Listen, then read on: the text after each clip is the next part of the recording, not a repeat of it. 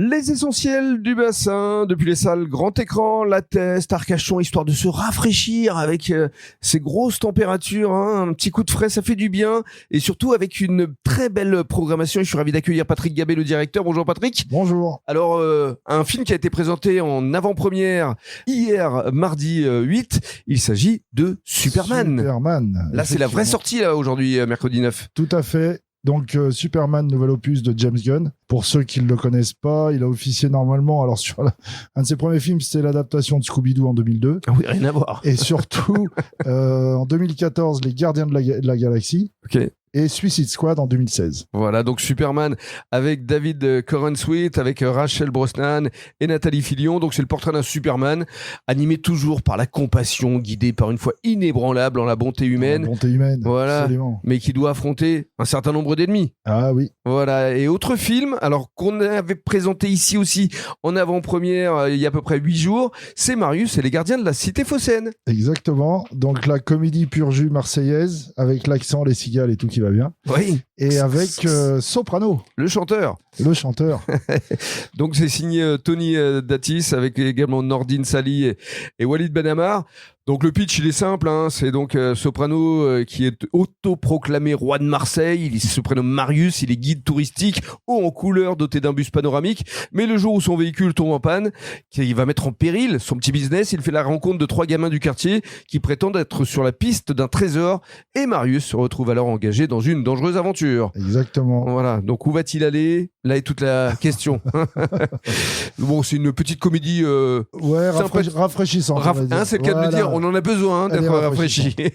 Alors, dans un autre registre, c'est Other de David Moreau avec Olga Kurilenko. Oui, Olga Kurilenko, il y a plein de choses à dire sur elle. Mais David Moreau, déjà, premier long métrage en 2006 sur le film Il. Et ensuite, surtout, 2013, 20 ans d'écart, qui lui a servi un peu de tremplin, puisque c'était un beau succès avec Virginie Efira et Pierre Ninet.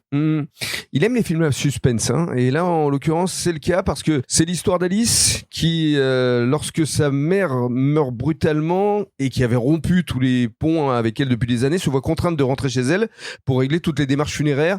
Et elle va alors faire des découvertes surprenantes, voire traumatisantes. Dans la bande-annonce, elle répète tout le temps « Je suis belle, oui. Je suis belle ». A-t-elle besoin de s'en convaincre ? Mais l'idée, c'est de savoir pourquoi. Oui, c'est vrai. C'est un film assez oppressant et assez surprenant, donc signé David Moreau, et ça s'appelle Other. Avec Olga Kurilenko, pour ceux qui s'en souviennent, dans Quantum of Solace, avec Daniel Craig. Oui, James Bond. Exactement.